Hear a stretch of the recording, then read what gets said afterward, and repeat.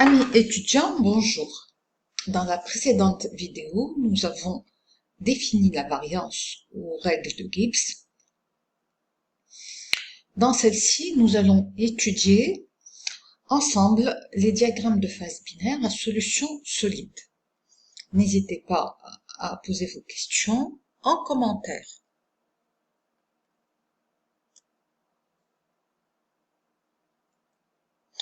Pour mieux comprendre les mécanismes de fusion d'une roche-mère, du manteau comme la péridotite ou bien d'une roche magmatique comme le granit, on va utiliser des diagrammes simplifiés où les roches ne sont constituées que par deux minéraux, comme ici, on voit l'axe du diopside qui représente ici 100% du diopside, du minéral diopside. Ici, l'axe de l'anorthite qui représente 100% de l'anorthite. On dit que ce sont des diagrammes binaires, ils ne comportent que deux constituants. Ici, constituant A, constituant B. On peut également utiliser des diagrammes ternaires, comme ici. Dans une prochaine vidéo, on apprendra à les utiliser.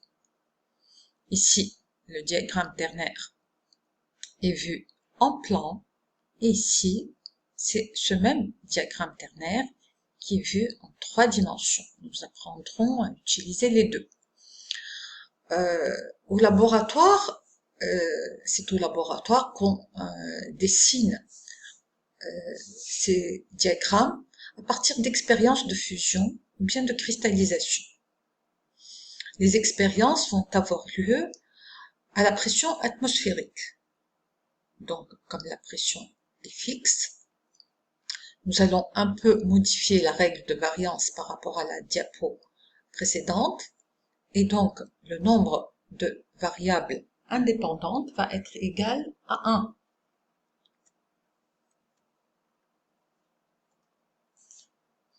Je vous rappelle la règle de la variance.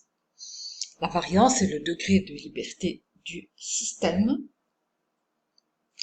K est le nombre de constituants chimiques indépendants. Phi est le nombre de phases, c'est-à-dire si vous êtes dans une roche à deux minéraux, phi est égal à 2. 1, c'est le nombre de paramètres indépendants qui définissent le système. Ici, nous avons choisi de garder la pression fixe. Nous travaillons à condition isobare, donc ce paramètre est égal à 1. Seule la température varie. Voilà deux diagrammes binaires. Quelle est la différence entre les deux? Eh bien, dans ce diagramme-ci, on dit que c'est un diagramme de phase binaire à solution solide. Les deux minéraux A et B sont isomorphes, c'est-à-dire qu'à l'état solide, ils occupent une seule phase. On dit donc que le solide, comme c'est écrit ici, que le solide est monophasé. Par contre, dans ce diagramme, les deux minéraux A et B occupent chacun une phase distincte à l'état solide. Donc, on parle de solide diphasé, et ce diagramme, c'est également un diagramme binaire, mais il comporte un point appelé eutectique, et nous verrons avec plus de détails dans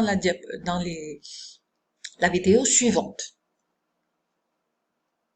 Si les minéraux sont totalement miscibles, c'est-à-dire qu'ils se mélangent totalement à l'état solide, il y aura une seule phase à l'état solide et on dit que les minéraux forment une solution solide. Leur composition chimique va varier d'une façon continue au cours de la réaction de fusion ou bien de cristallisation entre les deux pôles.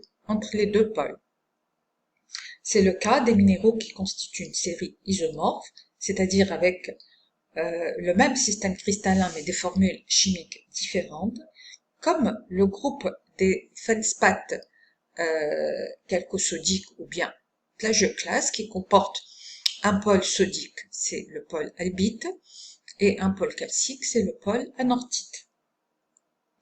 On a également le groupe des olivines, ou bien groupe des pyridots, qui possède également deux pôles. Un pôle magnésien et un pôle, le pôle magnésien représenté par le forstérite, et ici, on voit le diagramme de phase binaire. Deux courbes sont représentées. La courbe du liquidus, que vous voyez ici, sépare le domaine où la phase liquide existe seule du domaine où elle coexiste avec des cristaux. C'est la courbe qui va vous donner la composition de la phase liquide à toutes les températures. Ici, vous avez la courbe du solidus qui sépare le domaine où la phase solide existe seule du domaine où elle coexiste avec la phase liquide. C'est la courbe qui va nous donner la composition de la phase solide à toutes les températures. Avant de continuer avec les diagrammes, nous allons rappeler quelques règles de substitution au sein des minéraux. Les éléments dont les rayons ioniques très proches peuvent se substituer les uns les autres et donc constituer au sein du réseau cristallin une série isomorphe. C'est le cas notamment du groupe des olivines dont les minéraux se remplacent puisqu'ils possèdent un pôle ferreux et un pôle magnésien. C'est également le cas des plagioclases ou bien feldspaths calcosodiques qui peuvent également se remplacer. Le pôle albite, c'est le pôle sodique, et le pôle anorthite, c'est le pôle calcique. Voici le diagramme binaire pour le groupe des pyridots. Ici, on voit que cet axe est occupé par la forstérite. Ici, il y a donc 100% de forstérite. Je vous rappelle que la forstérite est le pôle magnésien du groupe de l'olivine. La température de fusion de la forstérite est de 1890 degrés. Ici, donc, est représenté son point de fusion. L'autre pôle, c'est la fayalite, c'est le pôle ferreux. La température de fusion de la fayalite est de 1205 degrés Celsius. Je vous rappelle que l'olivine est le minéral principal de la roche du manteau, qui est la péridotite. Pour cet exercice, nous allons prendre une roche X de composition 43% fayalite, 57% forstérite. La voici. Quand tout est solide, la variance est égale à 2. Quand tout est solide, la variance est égale à 2. Et nous avons bien sûr une seule phase, puisque nous avons affaire à un groupe isomorphe. On va commencer à augmenter la température.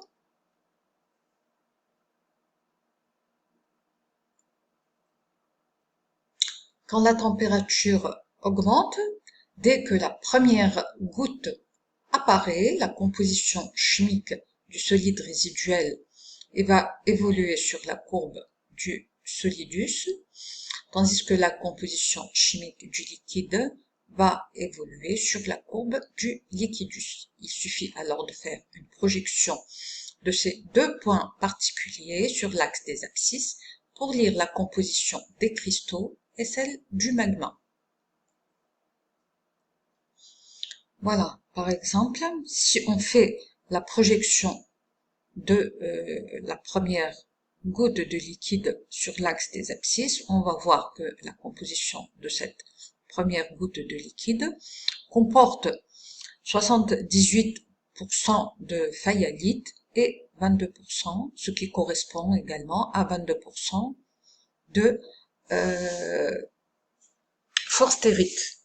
Donc, 78% fayalite et 22% forstérite. Par contre, la composition du solide n'a pas changé.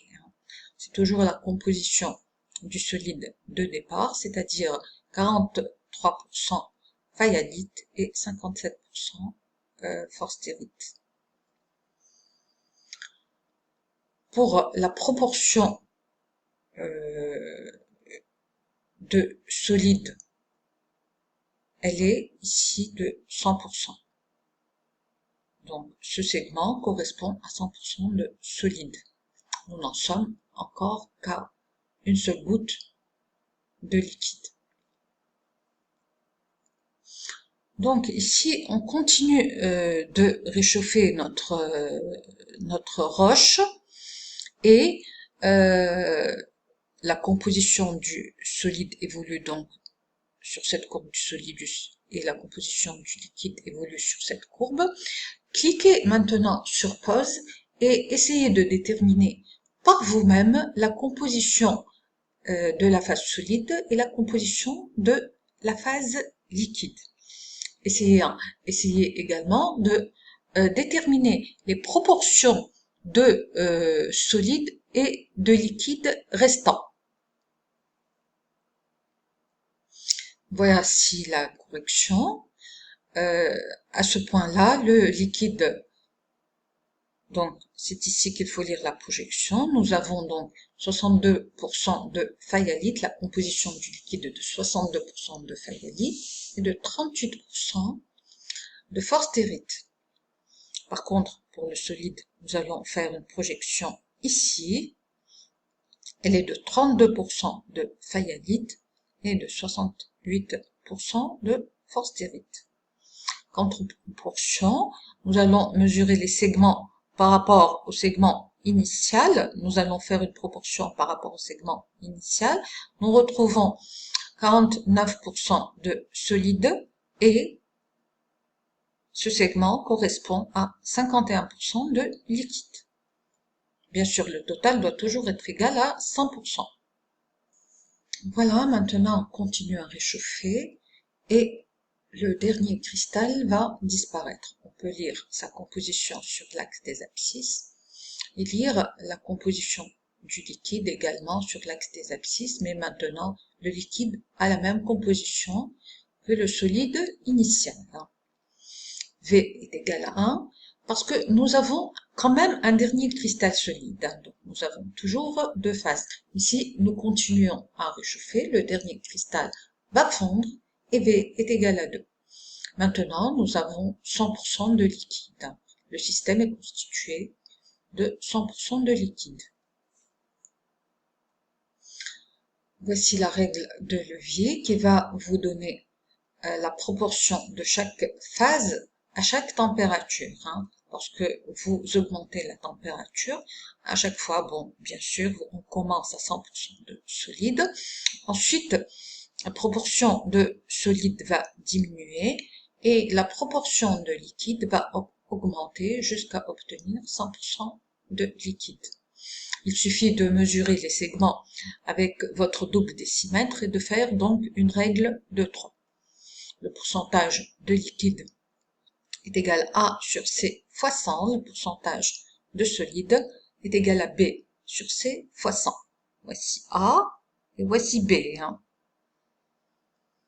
Et je vous donne donc rendez-vous à la prochaine vidéo dans laquelle nous verrons le diagramme de phase d'un mélange binaire non miscible avec eutectique. Et je vous remercie pour votre attention et n'oubliez pas de laisser des commentaires et des questions.